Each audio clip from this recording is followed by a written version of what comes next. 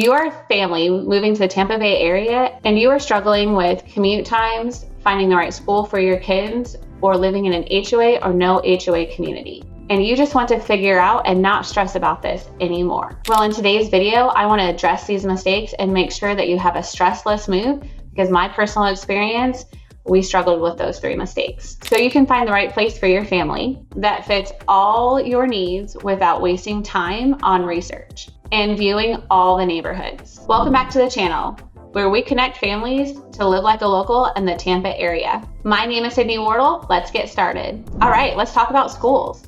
School zones are so important. If you want your child to go to a specific school zone, you need to live in that area. There is a thing called school of choice. However, that is not guaranteed. It is a lottery system. What I mean by not being guaranteed is that you put your name on a wait list or a lottery system. Now you have public schools, charter schools, and private schools. And so you're zoned for a specific school where you live at. If you don't like that school or you choose to go somewhere else, you have to put in for a lottery, which means you're not guaranteed. So a lot of families will come in and they will move to an area thinking that they are guaranteed school of choice. You are not. It's a lottery system. Public schools, it's kind of interesting, which is funny because we went to a public school when we first moved here, and all of the schools have golf cart lines. There is probably 100 golf carts riding down the road lined up to take their kids to school at the public school. Charter schools, you are not guaranteed transportation. You don't have buses. You can't just ride a golf cart to it. So that's kind of an interesting concept as well. My kids were lucky enough to be able to get into the charter school. Now we are a military family, and military kiddos get an easier chance in the lottery with our families being active duty. So if you are a military family, you do get to the top of the wait list. If school zones are important to you, or education is important, or a specific school is important, you need to be looking in the zoned neighborhoods for that school. All right, let's talk about commute times. Commute times can be important depending on what your job is. So my husband's in the military, and we decided to live in the suburbs because we got a bigger house for the same amount as being closer in. The commute times were a huge thing. So everyone was saying, oh, live in Riverview, Fish Hawk, those areas over there. It's the same amount of commute, even though it's 15 miles versus where we're over 30. Now, with the influx of the suburbs and people continuing to move out into the suburb communities, and they call them connected communities because they build like a suburb and then they plant a grocery store. We just got a Starbucks. We're going to have a Chick-fil-A, all of that stuff here in the connected community. So like once you're home, you really don't have to go anywhere. And a lot of the suburbs, they have, resort-like amenities. And so we chose that option because we knew that it would be a 45 commute no matter where we stayed within, the 30-mile radius of Tampa. One of the issues with commute is the timing of the day. So if you're going in before 6 a.m., you really don't need to worry about a long commute. They've also opened other exits. So Overpass just opened within the last 2 years. That cut 10 minutes off of my husband's commute each way. So it's just important to look at your commute times and if you're okay living out in the suburbs, or if you do want to be closer. But just know that whether you are 10 miles from downtown Tampa or 30 miles, you're still looking at, that same kind of commute time.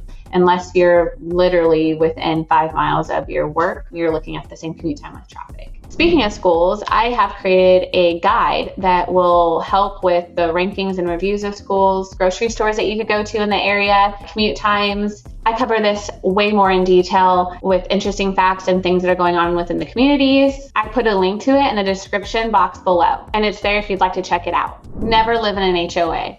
Just kidding. I live in an HOA. There are pros and cons to living in an HOA neighborhood. But you need to know when you're looking for a home, whether or not it's in an HOA community or a non-HOA community. So HOA communities are a little bit tougher. They have rules, regulations, and it also depends on if the builder is still building in that neighborhood. The builder is in charge of the HOA. Now, if the builder is gone and the community has been built out, the homeowners are in charge of the HOA. So when I say don't buy or live in an HOA, what I mean by that is if you don't like following rules, and I'm talking like weeds, the color of your house, how many cars you can park on the street or not, those are all things, and those are just examples of things that an HOA is responsible to, that holds you accountable, and you can get fined for those items. When you're looking at an HOA versus a no HOA, typically speaking, a no HOA, you can do whatever you want with your property, right? You can let the weeds grow. You can have chickens. You can do things depending on what the county says. However, you can have those items where an HOA, you have to have approval. And when you do those items, you pay a fee to get that approved. So just make sure when you're looking for a home that you know what the HOA fees are. Also, a lot of the HOAs have CDD fees, and I've seen this not be calculated correctly when looking at the price point that you want to buy a home for, and it significantly impacts your mortgage, you guys. You have to think about your HOA fee and the CDD fee in addition to your mortgage. Now, I'm not saying never live in an HOA, because I live in an HOA community, and yes, I did get fined for my weeds when I first moved in, and yes, there are rules that I don't necessarily agree with. However, we do get well-maintained areas. Our roads are taken care of. We have amenities, so we have a pool and a park and all of these great things. We have walking trails and golf cart lanes, so they're wider than walking sidewalks. Those are items that are also positives of HOAs. So when you look at buying a home in an HOA community, you have the right to find out all the HOA rules before you move forward with the purchase in an HOA community. Grocery stores, let's talk about it. Some of the great grocery stores would be Publix. If you are not from the South or the East Coast, Publix is new to you.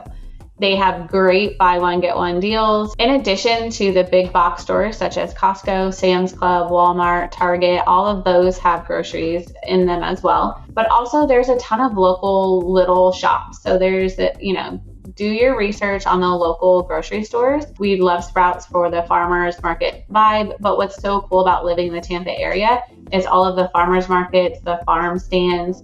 There's these great little Mexican grocery stores that you can go in and get. We love the fajita meat from there. One of our friends taught us a trick of being able to just walk into Del Carmen's, and it's in San Ann, and you can walk in and get, the meat right there, and it's at a very reasonable price. Another great thing about the grocery stores and farmers markets and farmland out here is that you can get like half a cow or buy a whole pig. There is also Academy at the farm, actually, where my kids go to school. They have a farmer's market on campus, and you can go in. They have chickens and things there at the school, so they sell the eggs. They are a 4-H program, so all of the food there comes from the local farms. And so that's just kind of a fun thing to do around here, in addition to the farmers markets and farm stands, if you do want to look for something other than like the Publix or the Sprouts or, Walmart in the area. I just gave you a great overview of mistakes to avoid when moving to the Tampa Bay area. That's why I've made an entire series of videos to dive deeper into these topics, including neighborhoods, commute times, and grocery stores. Click the video that's on your screen right now, and I'll see you there.